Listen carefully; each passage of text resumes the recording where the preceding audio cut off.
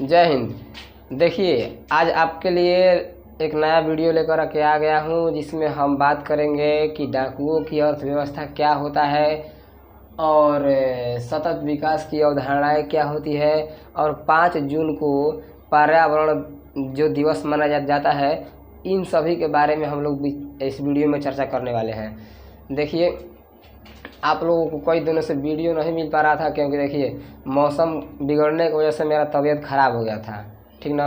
सर्दी जुकाम हो गया था, जिसके मतलब जगह से मेरे नाक ओक से देसी घी निकल रहा था, तो इसी की वजह से हम नहीं आ पा रहे थे आप लोगों के बीच। थोड़ा गजब फील हो रहा था इसीलिए।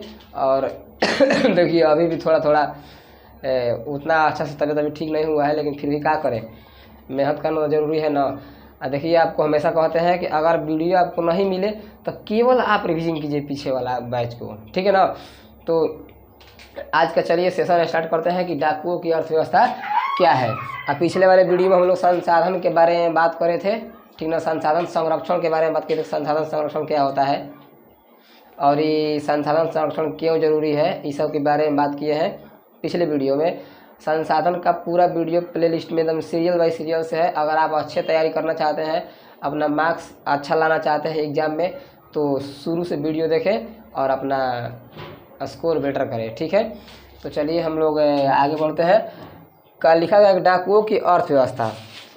एग्ज़ाम में आपसे प्रश्न आता है कि डाकुओं की अर्थव्यवस्था क्या है, डाकुओं की अर्थव्यवस्था किसे कहते हैं, ठीक ना। तो संसाधनों के अनियोजित विदोहन ही डाकुओं की अर्थव्यवस्था कहलाता है। क्या लिखा गया है कि संसाधनों के अनियोजित विदोहन ही डाकुओं की अर्थव्यवस्था कहलाता है। आपसे एग्जाम में ऐसे प्रश्न पूछेगा, 1 नंबर में हमेशा आता है, हर साल आता है कि डाकुओं की अर्थव्यवस्था किससे संबंधित है।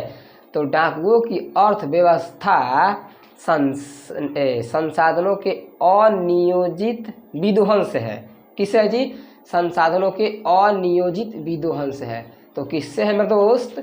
संसाधनों के अनियोजित विद्रोह से, विदोहन, अनियोजित विदोहन, कौची? अनियोजित विदोहन से है, ठीक ना। तो आपसे ऑब्जेक्टिव प्रश्न पूछेगा कि डाकुओं की अर्थव्यवस्था किससे संबंधित है। तो संसाधनों के अनियोजित विदोहन से, संसाधनों के अनियोजित विदोहन। अब देखिए, अनियोजित विदोहन का मतलब क्या होता है। अनियोजित विदोहन संसाधन है, आप तो जन्मे करते हैं कि जो डाकुओं को लोग होते हैं, जो चोर और होता है, बौरा सब। देखिए, इन्वर्टर थोड़ा आवाज़ करने लगा ना। तो जो वो लोग श्रम नहीं करता है, मतलब अपने से मेहनत नहीं करता है, वो सोचता है कि लूट ले किन्हीं से, तो संसाधनों को नष्ट करेगा और नष्ट कर करके अपना जीवनी चलाएगा, अपना अर्थव्यवस्था मजबूत करेगा। उसके पास पैसा आता है तो कहाँ से? लूटा है ना, उसी से आता है। तो लूटा है ना, तो लूटा तो क्या किया है? संसाधनों का, मतलब संसाधन लूटा होगा, कोनो बैंक लूट लिया, तो बैंक में पैसा है, तो पैसा भी क्या है? संसाधन है। वो किसी का धन है, वो दूसरे का धन को लूट लिया और लूट करके अपना व्यवस्था चला रहा है। तो क्या कर रहा है? संसाधनों के अनियोजित विदोहन कर रहा है, मतलब जिस ढंग से करना नहीं चाहिए उस ढंग से कर रहा है। और मान लीजिए, अनियोजित विदोहन मतलब और समझ जाइए कि कोनो, मतलब जो संसाधन है उसको लूटा का गैर कानूनी तरीक़ों से, लूट करके उसको बेचना है 10 रुपये में, तो वो बेचेगा 2 रुपये में। तो अनियोजित हुआ कि नहीं? अनियोजित का हुआ, विदोहन हुआ। तो डाकुओं का अर्थव्यवस्था किसे कहते हैं? तो संसाधनों के अनियोजित विदोहन ही डाकुओं का अर्थव्यवस्था कहेंगे। पूछेगा एग्जाम में, तो आप बना दीजिएगा, ठीक है। तो आप इसको समझ गए होंगे बढ़िया से, आप याद कर लीजिए। आपसे प्रश्न में पूछा जाता है, समझे कि नहीं समझे? कॉपी कलम लेकर बैठे नहीं पढ़ने के लिए? कॉपी कलम लेकर बैठिए और लिखिए, ठीक है ना। थोड़ा तबीयत गड़बड़ की वजह से उतना। अब देखिए, समझते हैं कि पर्यावरण दिवस 5 जून को मनाया जाता है। इसके बारे में थोड़ा चर्चा करते हैं।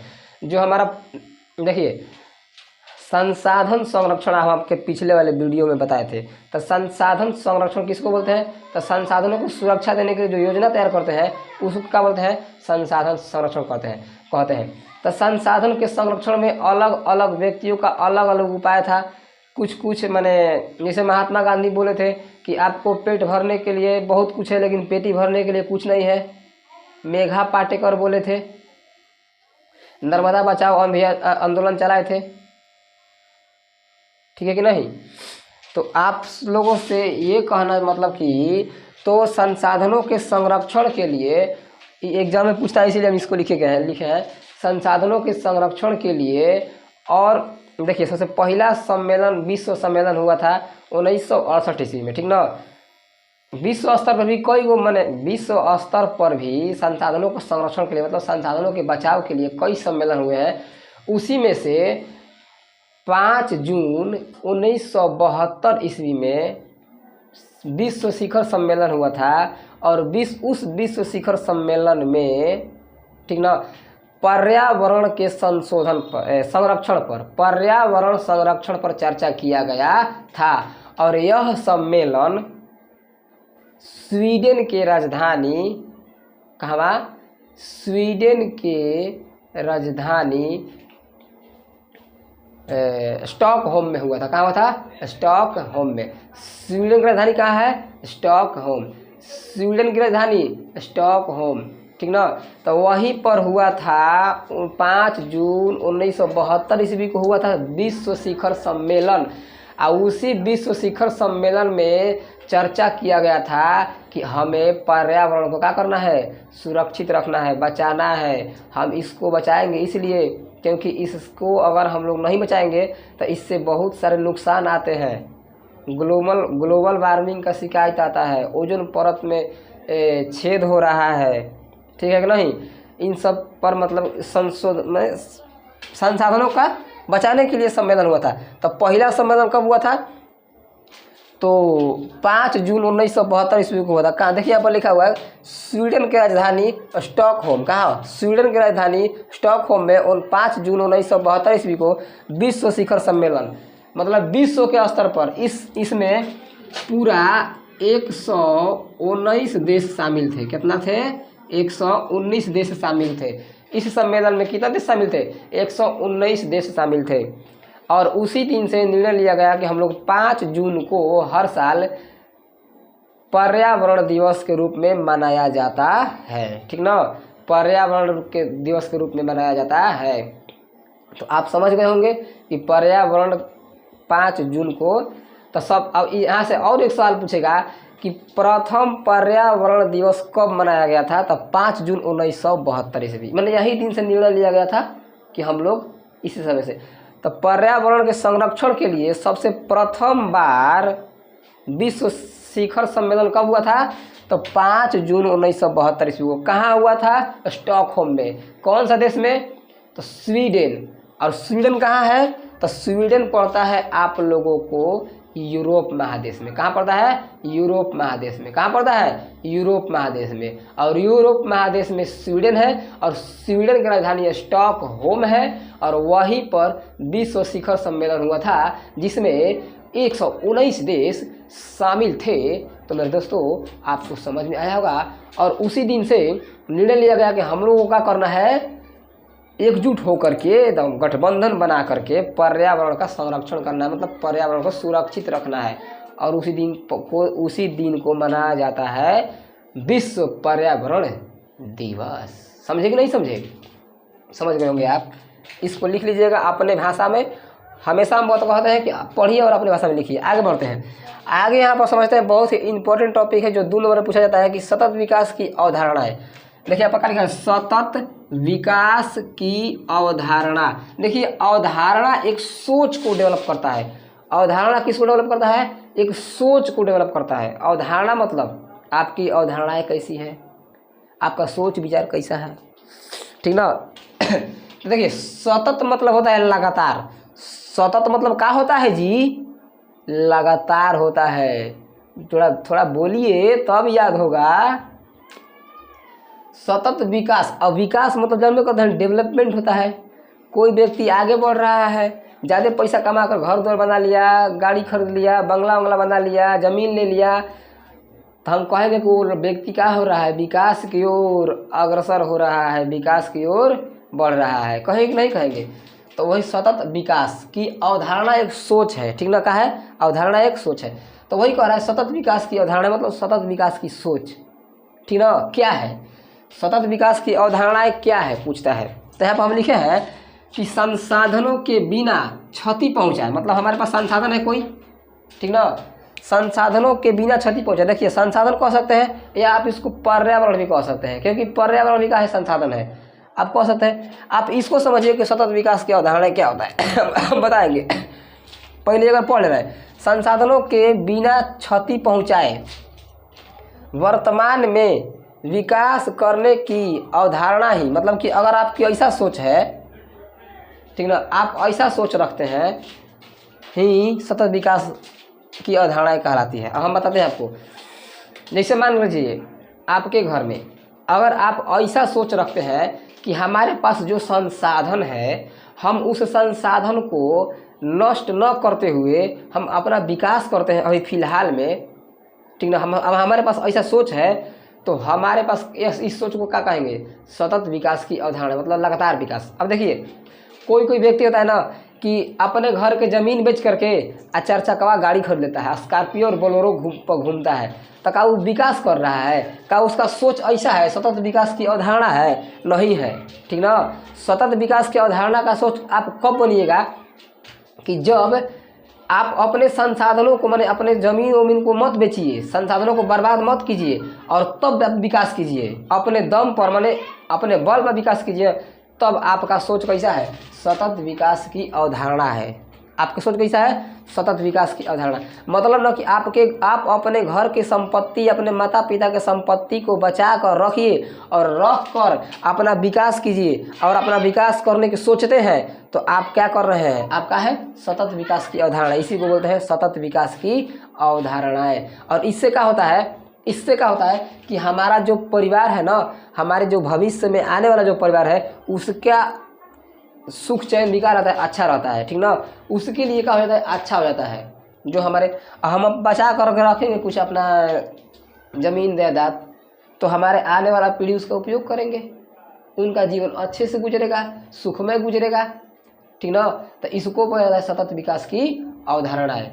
तो उसी प्रकार से हम इसको बोल सकते हैं कि आपके पास जो संसाधन है, मतलब जो संसाधन है, संसाधनों के बिना क्षति पहुँचाए, भविष्य को ध्यान में रखते हुए, मतलब ना कि क्षति नहीं पहुँचाएंगे, मैंने काहे नहीं पहुँचाएंगे, तो भविष्य को ध्यान रखना है कि हम संसाधन बचा के रखेंगे तो हमारे भावी पीढ़ी जो है, आने वाली पीढ़ी है, उनका उपयोग करेंगी।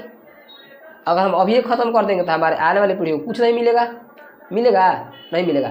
तो वही कह रहा है कि आप विकास कीजिए, लेकिन संसाधनों को क्षति पहुँचाए बिना अगर विकास करते हैं ना, चाहे विकास करने की सोचते हैं ना, तो उसी को बोलते हैं सतत विकास की अवधारणा। क्या बोलते हैं, सतत विकास की अवधारणा। तो यहीं पे लिखा है कि संसाधनों के बिना क्षति पहुँचाए वर्तमान, मतलब अभी फिलहाल में संसाधनों को क्षति नहीं पहुँचाना है, क्षति मतलब यहाँ पर नुकसान भी आप लिख सकते हैं, ठीक ना, क्षति पहुँचाए वर्तमान में विकास करने की अवधारणा, मतलब सोच। अगर आप अवधारणा मतलब ऐसा सोच रखते हैं कि हम संसाधनों को बर्बाद नहीं करेंगे, नष्ट नहीं करेंगे, और नष्ट ना करते हुए अपना हम विकास करेंगे, ताकि हमारे आने वाले भविष्य में जो पीढ़ी है उनका उपयोग करें, तो यह अवधारणा क्या कहलाएगी, सतत विकास की अवधारणा कहलाती है। उम्मीद करते हैं आपको याद हो गया होगा। तो हम ऐसे इसको लिख सकते हैं, और इसमें बढ़ाकर आपको लिखना है तो लिख दीजिए इसमें कि इससे वर्तमान के विकास के साथ साथ भविष्य का विकास भी दिखाई देता है।